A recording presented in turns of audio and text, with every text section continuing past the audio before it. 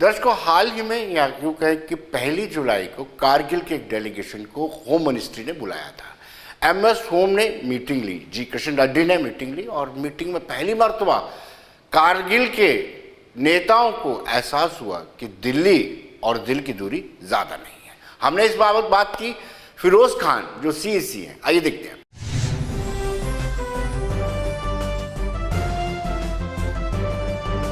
दर्शकों, आज के हमारे खास मेहमान हैं Firoz Khan, CAC Kargil, hill council Kargil. Khan साहब, आपका स्वागत है। बड़ी दिलचस्प बात है कि आपने भी स्टेटहुड की डिमांड की है। हालांकि अगर बात की जाए तो लेह के लोग ये कहते हैं कि UT होना चाहिए। क्या आप में डिफरेंस है, यानी दोनों में मतभेद है, लेह और कारगिल के लोगों में? देखिए विनोद साहब, आप खुद जानते हैं कि जब यूनियन टेरिटरी डिक्लेयर हो गया लद्दाख के लिए UT विदाउट लेजिस्लेचर, तो उसके बाद फिर लेह, बेशक हम मानते हैं कि लेह वालों की ये डिमांड थी कि बहुत पेंडिंग डिमांड था कि उनको UT दिया जाए। तो करगिल वालों की ये डिमांड नहीं थी कि हमें UT दिया जाए, लेकिन वो चाहते थे कि जैसे आपको खुद मालूम है कि उनका था कि जो हमारा रीजन बनता है जम्मू कश्मीर और लद्दाख को, उसको अलग किया जाए। और किया भी सरकार ने, आप खुद जानते हैं, जिस वक्त सत्यपाल मलिक साहब आपके यहाँ पे गवर्नर थे, उन्होंने लद्दाख को फुल फ्लेज आपका एक रीजन जिस तरह से जम्मू कश्मीर लद्दाख कर दिया। उसके बाद फिर जब बहरहाल बाइफिकेशन हो गई तो फिर आपका UT विदाउट लेजिस्लेचर जब आई, उसके बाद फिर लेह वालों से एक आवाज़ आई, आपने सुना होगा, उन्होंने एक मूवमेंट भी चलाई कि हमें जो है 6 शेड्यूल दिया जाए। बिकॉज ये जो अभी UT मिला है उसमें हमारे लैंड्स, हमारे जॉब, हमारे कल्चर सिक्योर नहीं है, तो लिहाजा हमें जो है 6 शेड्यूल दिया जाए। तो करगिल के लोगों ने उसका सपोर्ट नहीं किया। तो करगिल वालों का एक ही ये, अभी जब सारा कुछ डिस्कस करने के बाद आप खुद जानते हैं कि उन्होंने कहा कि अगर गवर्नमेंट ऑफ इंडिया अगर वाकई सिंसियर है कि लद्दाख को at par with other states लाया जाए, तो आप हमें फुल फ्लेज स्टेट दे सकते हैं। क्योंकि फुल फ्लेज स्टेट अगर आप आबादी के लिहाज से या एरिया के लिहाज से कहें तो आप खुद जानते हैं कि जब 1975 में सिक्किम को जब स्टेट दिया गया तो सिक्किम की आबादी सिर्फ 2,10,000 थी। तो हमारे तो लद्दाख की आबादी आज 2011 का सेंसस जो है वो 3 लाख है, तो 2021 में तो ये 4 लाख तक जाएगा। तो अब हमारे में और लेह में ये मतभेद है। अब आपने रिसेंटली सुना होगा कि जो हमारा एपेक्स बॉडी है लेह का, उन्होंने अपने डिमांड को स्विच ओवर करके अब ये लोग 6 शेड्यूल को छोड़ के UT with legislature plus safe guards पे आ गए हैं। तो मतलब ऑलमोस्ट वही स्टेट की तरफ ही जा रहे हैं। तो अब हमारा ये डिमांड है करगिल वालों का कि अगर आप देना चाहते हैं इन रियल सेंस, लद्दाख को एम्पावर करना चाहते हैं, लद्दाख का जो उनकी भागीदारी है अगर वो आपका सरकार में हो, तो हम चाहते हैं कि आप फुल फ्लेज एक स्टेट दे दीजिए ताकि अदर बाकी स्टेट्स की तरह जो है ये भी फुले फले। अगर आप UT विद लेजिस्लेचर देते हैं तो उसमें भी काफ़ी प्रॉब्लम है। जैसे अभी आप दिल्ली का मॉडल देख रहे हैं, आप पौंडीचेरी का मॉडल देख रहे हैं, वहाँ पे जो इलेक्टेड रिप्रेजेंटेटिव्स हैं उसका और जो हमारे गवर्नमेंट ऑफ इंडिया के रिप्रेजेंटेटिव हैं LG, उनमें काफ़ी डिफरेंसेस हो जाता है, जिसकी वजह से एडमिनिस्ट्रेशन में काफ़ी जो है नाचाकियाँ रहती है। तो हम ये भी नहीं चाहते हैं कि लद्दाख जैसे इतना स्ट्रेटेजिकल इम्पोर्टेंट एरिया में कहीं वहाँ पर लेफ्टिनेंट गवर्नर और CM के बीच में कोई ऐसी चीज़ हो जिससे कि गवर्नमेंट ऑफ इंडिया को बाद में प्रॉब्लम हो। तो हमारा ये डिमांड है कि आप फुल फ्लेज हमें एक स्टेटहुड दे दीजिए। लेकिन खान साहब, आपको लगता है कि आपका तालमेल बन पाएगा, लेह वाले भी इस डिमांड तक पहुँच पाएंगे? क्योंकि कुछ हद तक वो एक स्टेप आगे बढ़े ज़रूर है। नहीं, वो आगे बढ़े भी हैं और आपने उनके प्रेस नोट्स इंटरव्यूज़ वगैरह आपने सुने होंगे। जो एपेक्स बॉडी के जो हेड करते हैं थुप्तन छवां साहब, जो LBA के प्रेसिडेंट भी है, उन्होंने अपने रिसेंट एक इंटरव्यू में कहा कि हमारा भी अल्टीमेट एम जो है वो स्टेटहुड है। तो लिहाजा अभी जो है पहले ही हम शुरुआत ये कर रहे हैं कि लद्दाख को UT विद लेजिस्लेचर और सेफगार्ड्स मिले, तो अल्टीमेट एम जो है उनका भी स्टेटहुड है। क्योंकि वो भी जानते हैं कि अगर आपको रियल सेंस में लोगों को, लोकल्स को एम्पावर करना है तो अल्टीमेट सोल्यूशन जो है वो ओनली स्टेटहुड है।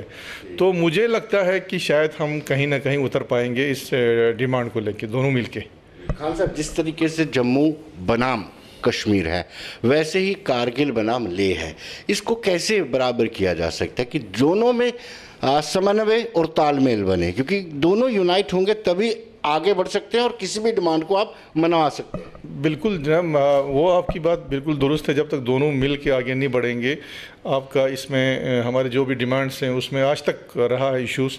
इसमें एक कारण हमने जब कल आपके ऑनरेबल MOS साहब से जब हमारी डिस्कशन हुई, उसमें भी ये बात एक निकल के आई कि हमारा जो लेह और कारगिल का तनाव हमेशा तब होता है जब हमारे पार्लियामेंट्री इलेक्शंस हो जाते हैं। उसका कारण ये है कि पूरे लद्दाख में हमारे पास एक पार्लियामेंट्री सीट है, तो उसको लेके लेह वाले अपना एक एजेंडा फिक्स करते हैं। करगिल वाले सोचते हैं कि जो हमारे हिंदुस्तान का जो सबसे बड़ा जो पार्लियामेंट है उसमें हमारे रिप्रेजेंटेटिव जाएं। लेह वाले सोचते हैं हमारे उसमें क्या होता है, आपका जितना हम 5 साल 4 साल मेहनत करते हैं, 5-6 सालों सारा पानी में चला जाता है।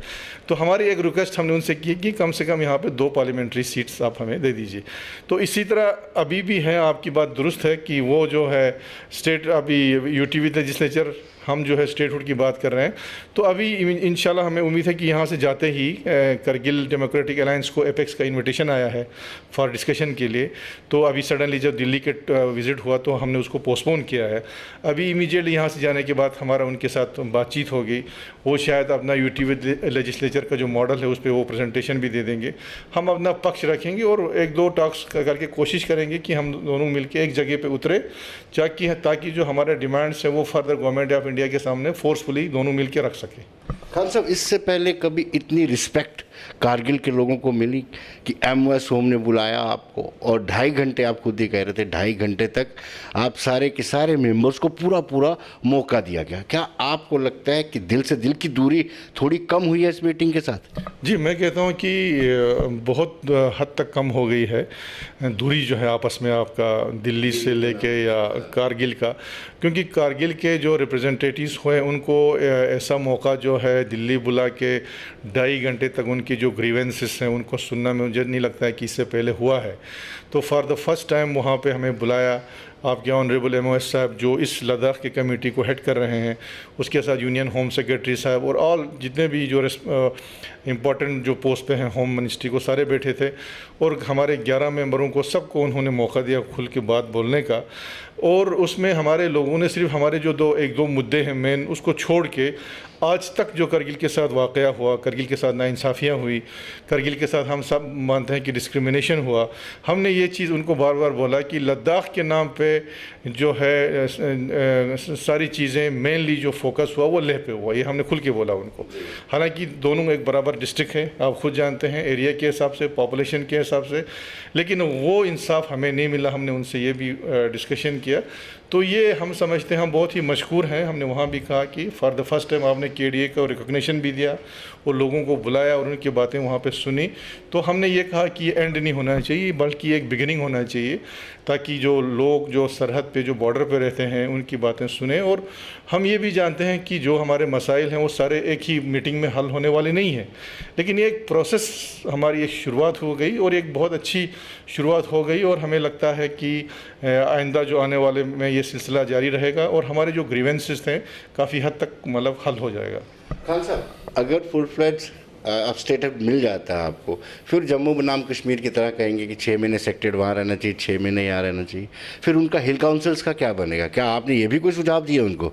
नहीं, उसमें ऐसा है आपका ये जो हिल काउंसिल्स की आप बात कर रहे हैं, आपका अगर ये स्टेट बनता है तो खैर उसमें हम अपना एक मॉडल अभी तैयार करेंगे कि हिल काउंसिल वाकई वहाँ पे रहेगा या नहीं रहेगा। क्योंकि इसमें जो हिल काउंसिल भी एक आपका मिनी असेंबली तो है, आप जानते हैं। जब एक फुल फ्लेज असेंबली दोनों डिस्ट्रिक्ट को मिल के आएगा तो उस वक्त जो है नक्शा दूसरा कुछ होगा। बाकी रहा आपका जो, जैसे आप दरबार मूव टाइप की बात कर रहे हैं कि ये आपका हेडक्वार्टर कहाँ रहेगा या क्या रहेगा, तो वो हम आपस में मिल बैठ के बात कर सकते हैं आपका। क्योंकि आज के डिजिटल दौर में आपका ऑफिस का सेटअप दोनों जगह रह सकते हैं, वहाँ पे भी कुछ ऑफिस हो, यहाँ पे भी कुछ ऑफिस हो, और जो हमारे हेड ऑफ़ दी स्टेट्स होंगे वो मूव कर सकते हैं। खैर ये सारी चीज़ें अभी है at the point of discussion होगा। दोनों मिल के जब दोनों का जब कंसेंसस पे उतरेंगे स्टेटहुड पे तो इन चीज़ों पे भी बात किया जा सकता है। खान साहब, इसके अलावा क्या क्या मुद्दे आपने मीटिंग में उठाए? क्योंकि एक आपने कहा कि स्टेटहुड, और दूसरे और क्या मुद्दे जो अहम मुद्दे हैं, जो विकास से भी जुड़े हुए हैं और स्ट्रेटेजिकली भी इम्पोर्टेंट है?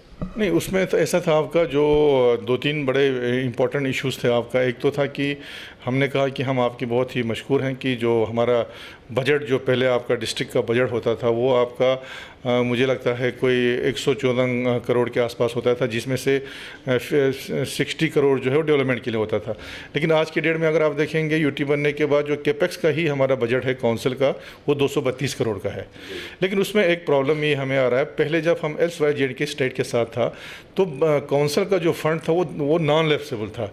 हमारे अलग से एक हेड होता था 8448, जो भी एक्सपेंडिचर पैसा आपका 31 मार्च तक खर्च नहीं होता था वो उस अकाउंट में ट्रांसफ़र होता था और वो हम अगले साल कैरी फॉरवर्ड करते थे। लेकिन यूटी बनने के बाद ये फंड जो है आपका लैप्सेबल हुआ। तो मैंने ये बात ख़ुद, क्योंकि मैं हेड कर रहा हूँ काउंसिल का, मैंने ऑनरेबल मंत्री साहब से भी कहा और होम सेक्रेटरी साहब भी वहाँ बैठे थे। मैंने कहा ये honourable home minister Amit Shah ji का कमिटमेंट है हाउस पार्लियामेंट में, फ्लोर ऑफ द हाउस, कि लद्दाख का जो बजट होगा that will be non lapsable. लेकिन वेरी अनफॉर्चुनेटली हमारा जो फंड्स इस साल जो है वो लैप्स हो गया, जो नहीं होना चाहिए, क्योंकि हम सब जानते हैं कि लद्दाख की जो टोपोग्राफी ऐसी है कि सर्दियों के 3-4 महीने आप कोई भी टेक्नोलॉजी लाइए हम ग्राउंड पे काम नहीं कर सकते हैं। तो वो 3-4 महीने जो काम हम नहीं कर सकते हैं वो बजट जो है कम से कम कैरी फॉरवर्ड होना चाहिए, ताकि नेक्स्ट ईयर के प्लान पे जो असर ना पड़े, ये काम कैरी फॉरवर्ड हो जाए। एक तो ये मैंने कहा आपका। दूसरा एक इम्पॉर्टेंट इशू हमारा था कि काउंसिल के रिलेटेड एक बिज़नेस रूल आना चाहिए आपका, जो अभी काउंसिल और यूटी एक नया सेटअप आ गया। ये मुझे लगता है पूरे हिंदुस्तान में कहीं नहीं है कि जहाँ यूटी भी है वहाँ पे आपका काउंसिल भी है। ये एक यूनिक चीज़ है। तो इसके लिए अभी कोई बिज़नेस रूल, अभी तो चलो हम आपसी अंडरस्टैंडिंग के साथ हम चला रहे हैं, लेकिन कल को कहीं कन्फ्रंट्रेशन पे आ जाता है तो कोई क्लियर कट डायरेक्शन मिनिस्ट्री की तरफ से या गवर्नमेंट ऑफ इंडिया की तरफ से नहीं है कि भाई आपको यहाँ तक जाना है, आपको यहाँ तक जाना है। तो हमने कहा कि उसमें आपको एक बिज़नेस रूल लाना पड़ेगा, ताकि हमारा जो एक स्मूथ एडमिनिस्ट्रेशन वहाँ पे चले। उसके अलावा हमारे अदर जो इश्यूज़ में से थे, बाकी हमने उनको बड़ा थैंक्स किया कि जोजिला टनल जो इतना बड़ा डिमांड था हमारे लद्दाखियों का, वो आपने फुलफ़िल किया, उस पर काम शुरू हुआ। तो हमें उम्मीद है कि जो आपका प्रिस्क्राइब्ड टाइम है 2026 तक इसको मुकम्मल करने का, तो हमने कहा कि आप उस पर जो है उसी टाइम पीरियड में इसको कंप्लीट करेंगे। दूसरा सबसे बड़ा इशू करगिल वालों के लिए आपका एयरपोर्ट एंड सिविल एयरक्राफ्ट। हमने कहा सबसे बड़ा जो इशू आज के डेट में हमें आ रहा है, जिससे हमारा इकोनॉमिकली हम आगे नहीं बढ़ पा रहे हैं, क्योंकि टूरिज़म इंडस्ट्री हमारा इतना पिकअप नहीं हो रहा है कि हमारे पास कनेक्टिविटी नहीं है। तो हमने उनसे रिक्वेस्ट की कि हमारे जो एयरपोर्ट का मसला है उसको आप जल्दी से उस पर कुछ एक्सटेंशन की बात हो या उस पर सर्वे करना हो या सिविल एयरक्राफ्ट लैंड अभी हम कर सकते हैं। तो ये हमने कहा कि किसी भी सूरत में ये वाला आपको हमें करना पड़ेगा। तीसरी पॉइंट है कि आप खुद जानते हैं कि 2019 के बाद जो है रिक्रूटमेंट प्रोसेस जो हमारा स्टैंड स्टिल है। हमारे यूथ्स बड़े परेशान हैं अभी आपका, बिकॉज ऑफ कि वहाँ पे डोमिसाइल नहीं है, रिक्रूटमेंट रूल्स नहीं बने हैं। तो हमने कहा इसमें आप एक डिसीजन ले लीजिए, आप गवर्नमेंट लेवल पे एक डिसीजन लेके ये जो रिक्रूटमेंट प्रोसेस है ये शुरू होना चाहिए, क्योंकि हमारे बच्चे आपका जब हम LYZ स्टेट के साथ थे तो उनको बड़ी अपॉर्चुनिटी थी। आपका JK PSC में वो अपीयर होते थे, वो JK SSRB में अपीयर होते थे, J&K पुलिस में अपीयर होते थे, J&K बैंक में अपीयर होते थे। तो ये सारे अपॉर्चुनिटीज़ उनको अभी ख़त्म हो गया, क्योंकि J&K में डोमिसाइल आ गया आपको। तो J&K का जो डोमिसाइल बोलता है वो सिर्फ only for resident of JK, तो लद्दाखियों को उसमें अलाउ नहीं है। तो जो वैकेंसीज हमारे खाली हैं वो जल्दी फिलअप करने की ज़रूरत है। और कुछ बच्चे 2 साल जो हैं वो ओवर एज भी हो गए हैं, तो उनके एज रिलैक्सेशन वाली बात है। तो ये कुछ इंपॉर्टेंट इश्यूज़ थे जो कि आजकल हो रही हैं। तो ये कुछ बातें हमने उनसे भी कहा, और बाकी पुराने हमारे शिकायत बहुत से थे कि करगिल के साथ जैसे जितने भी हमारे सेंट्रल ऑफिस हैं mainly they are located in Leh में है। हमारा आपका रेडियो स्टेशन का हालत देख लीजिए, आपका वो भी अभी वहीं का वहीं है। हमारे वहाँ पर आपका दूरदर्शन केंद्र था, वो ऑलमोस्ट क्लोज करके ले से वो अपना प्रोग्राम भी चला रहे हैं, जबकि स्ट्रेटेजिकली ये तो करगिल इतना इंपॉर्टेंट है, बॉर्डर के इतना नज़दीक है, वहाँ पे आपको होना चाहिए था। तो ऐसे चीज़ें, और पैरामिलिट्री फोर्सेस में हमने कहा कि हमारे बच्चों को एक स्पेशल रिक्रूटमेंट ड्राइव चलाया जाए, वो ताकि हमारे बच्चे जो अनएम्प्लॉयड बच्चे हैं वो कहीं गलत कामों में न चला जाए, क्योंकि हमारे वहाँ पर कोई प्राइवेट या दूसरा कोई इंडस्ट्री तो है नहीं। तो ये सारी चीज़ें मुद्दे जो हैं हमने apart from our main demand ये भी उनके पास सामने। खान साहब, कितना फंड हमारा टेंटेटिव कितना फंड हमारा हिल काउंसिल का लैप्स हुआ है? हाँ, इस साल हमारा जो है हमारा इस साल कोई 30-40 करोड़ जो है हमारा इस साल लैप्स हो गया करगिल का, मतलब हम 80% जो है हम खर्चा कर पाए। लेकिन मैं समझता हूँ कि जो कैपेक्स का जो है करगिल का वो काफ़ी ठीक ठाक रहा, बिकॉज उसमें पेंडेमिक का भी इशू था। तो मुझे लगता है कि कोई 40-50 करोड़ जो है तब भी हमारा आपका लैब्स चला गया। उसके बाद मेन जो हमारा ख़र्चा हो गया ये लैब्स हो गया, वो आपका स्पेशल डेवलपमेंट पैकेज जो हमें दिया गया है अभी गवर्नमेंट ऑफ इंडिया ने, उसमें तो मुझे लगता है कम से कम 70% जो है वो लैब्स हो गया आपका। एक तो हम लास्ट ईयर जो है पेंडेमिक की वजह से काम नहीं कर पाए, दूसरा हमारे पास नए जब फाइनेंशियल रूल्स लग गए तो उसमें लोगों को समझने में भी टाइम लगा। तो इसलिए इस फंड्स को जो है हमने बड़ा फोर्सफुली भी कहा वहाँ पे कि इसको, क्योंकि ये ऑनरेबल हमारे पास ऑन रिकॉर्ड है, आपका ऑनरेबल होम मिनिस्टर साहब का फ्लोर ऑफ द हाउस पे उनका ये रिकॉर्ड है कि लद्दाख का जो बजट होगा वो लैप्सेबल नहीं होगा। उसके बावजूद भी इन्होंने ये किया। उनकी बातों से क्या लगा आपको कि वाकई वो फंड जो लैप्स हुआ है वो वापस देंगे? आपको ऐसी कोई एश्योरेंस उनकी तरफ से मिली? नहीं, एश्योरेंस तो नहीं हुई। उन्होंने कहा कि अभी जो वहाँ पे एडिशनल सेक्रेटरी साहब एक थे उन्होंने कहा कि इस पे हम गौर करेंगे। उन्होंने कहा कि ये यूटी एडमिनिस्ट्रेशन की तरफ से भी हमें आया है, तो उन्होंने कहा कि हम ये फाइनेंस डिपार्टमेंट वगैरह से बात करके कोशिश करेंगे कि आपका बजट जो पहले हुआ करता था उस तरह से नॉन लैप्सेबल हम बनाएं। तो मुझे लगता है इस पर डिस्कशन होगा, क्योंकि ये दोनों काउंसिल का डिमांड है आपका। इस बार ज़्यादा से ज़्यादा खर्च हो, लैब्स की गुंजाइश कम रहे, क्या ऐसी कोई स्ट्रेटेजी काउंसिल ने बनाई है? क्योंकि अब सीसी है इस साल, तो हमारा इंशाल्लाह हमें उम्मीद है कि आपका राइट फ्रॉम द इस साल एक प्लस पॉइंट ये है कि हमारा जो प्लान मीटिंग हुआ हो गया वो अप्रैल में ही हो गया। अप्रैल में हो कि जल्दी इस साल हमें अप्रूवल भी मिला और मेजर ऑफ द वर्क्स जो है वो आपका कंट्रैक्ट भी हो गया, अलॉट भी हो गया। और प्लस पॉइंट ये है कि इस साल हमारे वहाँ पर जो लेबर फोर्स आती है बाहर से वो भी काफ़ी आया है, तो काम जो है काफ़ी स्पीड पे आपका चल रहा है। तो इंशाल्लाह हमारा एक्सपेंडिचर जो है वो काफ़ी अच्छा होगा। हमने बोला भी है इनको कि हम कोशिश करेंगे कि इसको बढ़ाएं। तो अभी ये है कि अगर हम एक्सपेंडिचर जितना कर पाएँ वो हम कर पाते हैं करेंगे, लेकिन जो बचता है आपका, वो जो बचता है हम ये चाहते हैं कि वो सरेंडर ना हो जाए, लैप्स ना हो, जितना भी बचे जो कैरी फॉरवर्ड हो। उससे क्या होगा, अगर इस साल हमने कुछ काम लिया है आपका, सपोज 31 मार्च तक वो खर्चा नहीं हुआ, अगर वो लैप्स हो गया तो वो अगले साल के प्लान पर उसका इफेक्ट पड़ता है, क्योंकि वो ये काम तो ऑन गोइंग है, हमने उठाना है। अगर इसका पैसा हमारे पास रहता तो हम उस जो नेक्स्ट ईयर का प्लान है हम उसमें नए काम उठा सकते हैं, नए प्रोजेक्ट्स ले सकते हैं। खान साहब, लद्दाख यूटी में सबसे अहम मुद्दा ये है कि लेह और कारगिल के बीच में तालमेल नहीं है। इस तालमेल को कैसे बनाया जा सकता है? हालांकि मीटिंग का दौर चल रहा है, सिलसिलेवार दोनों तरफ से मीटिंगें हो रही हैं, लेकिन अभी भी जिस पेशरफ्त जो होनी चाहिए वो हो नहीं पाई। नहीं, दूरियां देखिए आपका, मैं नहीं समझता हूँ कि वो अभी दूरियां जो है वो ख़त्म नहीं होगा। वो मुझे लगता है ख़त्म हो जाएगा दोनों डिस्ट्रिक्ट्स में।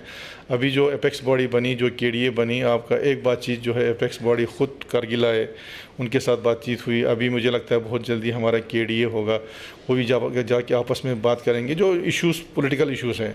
बाकी डेवलपमेंटल इश्यूज़ में जो हम दोनों काउंसिल हैं, दोनों सीसी हैं, हम हर इशू पे जॉइंटली काम करते हैं। जॉइंटली कोई भी इशू आता है हम एलजी साहब के सामने जॉइंटली लगता है। तो हमारी बिल्कुल कोशिश है कि जो भी इश्यूज़ हैं या जो चैलेंजेस हैं या जो मांगना है वो विद इन लद्दाख हमें आपस में बैठ के डिस्कस करना होगा और लड़ना भी होगा आपका। तो ये चीज़ें आपका चलते रहेगा, थोड़ा कन्फ्लिक्ट तो होगा, लेकिन आप एज ए लद्दाखी न करगिली कहेंगे न लेह वाले कहेंगे। हमने आज के बाद जो भी इश्यूज़ पे बात करना है, जो डिमांड करना है, कलेक्टिवली एज ए लद्दाखी हमें बात करना होगा, तब जाके हम आगे बढ़ पाएंगे। खान साहब, कारगिल का और जम्मू का दुख एक जैसा है। जम्मू के लोग भी कहते हैं हमारे साथ पक्षपात हुआ, कारगिल के लोग भी ऐसा ही कहते हैं। देखिए, मैं आपको एक चीज़ क्लियरली कहूँगा विनोद साहब, जो अभी यूटी बनने के बाद या उससे पहले, आप खुद जानते हैं उससे पहले मैं असेंबली में भी था, तो हम जब भी असेंबली चलता था वहाँ पे यही ग्रीवेंसेस होता था कि जम्मू वालों का हमारे साथ डिस्क्रिमिनेशन हो गया, बजट सारा वहाँ चला गया। तो ये सारे चीज़ें, और हम हाँ उधर चले गए। मेजर लोगों का फोकस चाहे वो गवर्नमेंट ऑफ इंडिया का हो या स्टेट गवर्नमेंट का होगा, वो कश्मीर की तरह रहता है। उसी तरह सेम इशू है जो हमारा करगिल वालों के साथ है। गवर्नमेंट ऑफ इंडिया की जितनी फोकस थी राइट अप टू 79, तो डिस्ट्रिक्ट एक था, हेडक्वार्टर लेह में था। मेजर डिपार्टमेंट्स जो हैं they are all located in आपका लेह डिस्ट्रिक्ट में था। बजट भी आपका लेह डिस्ट्रिक्ट की तरफ ज़्यादा जाता था। तो मुझे लगता है आपका ये दोनों कारगिल और जम्मू का जो है प्रॉब्लम तकरीबन मुझे एक जैसा लगता है। और मुझे लगता है अभी आज के डेट में भी यूनियन टेरेटरी डिक्लेयर होने के बाद भी आपको मुझे लगता है कि जिस तरह से मैं ऑब्ज़र्व कर रहा हूँ कि जम्मू के लोग भी ये फील कर रहे हैं कि इसमें भी हमें जो है वो सुकून नहीं है, क्योंकि आपके जॉब हैं, आपके लैंड है, बाकी जो है वो तो प्रोटेक्टेड नहीं है। और जम्मू वाले भी चाहते हैं कि हमारा लैंड प्रोटेक्ट रहे, हमारा जॉब प्रोटेक्ट रहे। तो वही हमारा करगिल वालों का भी डिमांड है, ले वालों का भी डिमांड है। ये जो है आपका, क्योंकि हमारा एरिया जो JNK पूरा एज ए होल कहें या अभी की बात करें, हम जो है एक डेवलप्ड स्टेट है। इस डेवलप्ड स्टेट में जब तक कि ना आपके पास एक बेसिक आपके पास सेफगार्ड नहीं होगा आपके जॉब को लेके, आपके लैंड को लेके, तो इन जो डेवलप्ड स्टेट्स के लिए बड़ा मुश्किल होगा आपका। तो मुझे लगता है कि जम्मू के लोगों ने भी एहसास किया। और देखिए विनोद साहब, एक चीज़ जब हम बोलते हैं आपका रेस्टोरेशन ऑफ 370 और 35A, तो उसका मतलब ये हरगिज़ नहीं है कि हम किसी काज को या किसी चीज़ को सपोर्ट कर रहे हैं। 35A में या जो 370 में क्या था, इससे नेचुरल में आप यही चाहते हैं कि एक तो लैंड प्रोटेक्ट रहे, एक जॉब प्रोटेक्ट रहे, दो और 371 में भी इसकी प्रोटेक्शन है। 371 में भी इसकी प्रोटेक्शन है। कोई भी आपको ला ला सकता है। आपका हमारे स्टेट्स, हमारे इंडिया में इतने सारे स्टेट्स हैं जहाँ 371 है आपका, तो ये सारे प्रोटेक्ट आपका गवर्नमेंट ऑफ इंडिया कर सकता है। तो हमारा भी मतलब यही है कि जब हम 35A की बात करते हैं, और 35A तो महाराजा की ने लाया हुआ एक चीज़ है अपने लोगों के सेफ्टी के लिए। तो जो 35 में जो सेफगार्ड्स थे, हम चाहते हैं वो आप किसी और फॉर्म में हमें दे दीजिए, चाहे वो चलो 35 और 370 की बात नहीं करते हैं। तो अल्टीमेट पर्पज़ यही है कि सेफगार्ड्स चाहते हैं, एक बेसिक सेफगार्ड्स, क्योंकि हमारा बड़ा बैकवर्ड एरिया है, हमारा इकोलॉजी बड़ा फ्रेजाइल है, हमारे बच्चे अभी उस लेवल पे compete नहीं कर सकते हैं आपका नेशनल लेवल पे। तो एक सेफगार्ड होना ज़रूरी है, क्योंकि नहीं तो बाहर से बड़े इंडस्ट्रियलिस्ट आके वहाँ पे लैंड या जो है बड़े बड़े इंडस्ट्रीज़ या होटल्स लगाएंगे, तो हमारे लोग क्या करेंगे। तो एक, क्योंकि ये at par with other states नहीं है, तो जब तक ये at par with other states नहीं आता है, तो उसमें जॉब रिजर्वेशन, लैंड प्रोटेक्शन, अपना इकोलॉजी है, हमारे इन आपके मिनरल्स हैं, दैट शुड बी प्रोटेक्टेड। हमारा मतलब वही है आपका। जी, मुलाकात के बाद क्या क्रक्स निकाला आपने, या फिर क्या MOS होम ने आपको एश्योर किया? देखिए, मुलाकात के बाद जब उन्होंने कंक्लूडिंग स्पीच की आपका MOS होम साहब ने, उन्होंने कहा कि हमने बड़े प्यार से आप लोगों की बातें सुनी और कहा कि बहुत सारे ऐसे चीज़ यहाँ पे हमें निकल के आए जो हमें भी मालूम नहीं था आपका। तो उन्होंने कहा कि ये आप बिल्कुल ना समझें कि आप करगिल को हम कुछ और अलग से ट्रीट करते हैं, ये बिल्कुल नहीं है। बोला ये हम मुझे आपका ऑनरेबल MOS और ऑनरेबल होम मिनिस्टर और PM साहब ने मुझे ये मैंडेट दिया है कि मैं लद्दाख के कमेटी का मैं हेड कर रहा हूँ। तो उन्होंने कहा कि ये एक बिगिनिंग है, ये एक प्रोसेस शुरू हुआ है। उन्होंने कहा कि हम बहुत जल्दी एक कमेटी कॉन्स्टिट्यूट करेंगे जिसका हेड वो करेंगे। और उन्होंने ये भी कहा कि 1 रिप्रेजेंटेटिव जो होगा वो होम मिनिस्ट्री से होगा, एक रिप्रेजेंटेटिव जो उन्होंने कहा वो आपका UT एडमिनिस्ट्रेशन से होगा, दोनों CECs और MP साहब उस कमेटी में होंगे, प्लस एपेक्स बॉडी और KDA में से मिनिमम 2 एंड मैक्सिमम 4 लोग जो हैं उस कमेटी में रहेंगे, जो इस प्रोसेस को आगे जो है बढ़ाएगी, बातचीत के सिलसिले को। और उस पर जो हमारे मुद्दे हैं, जैसे UT विद लेजिस्लेचर हो या स्टेट हुड हो, वो तो रहेगा। उसके अलावा जो ग्रीवेंसेस हमने शो किया है, बोला उन पे भी हम साइड बाय साइड काम करेंगे। तो हमें काफ़ी जो है हमारी जो टीम थी उसको काफ़ी मुतमईन हुआ कि एक शुरुआत थी। और उन्होंने ये कहा कि इस सारे प्रोसेस का जो है आप भी हिस्सेदार रहेंगे, तो उससे हमारे लोगों को काफ़ी इत्मीनान। खान साहब, आप हमारे कार्यक्रम में आपका बहुत बहुत शुक्रिया। थैंक यू विनोद साहब, बहुत बहुत शुक्रिया सर।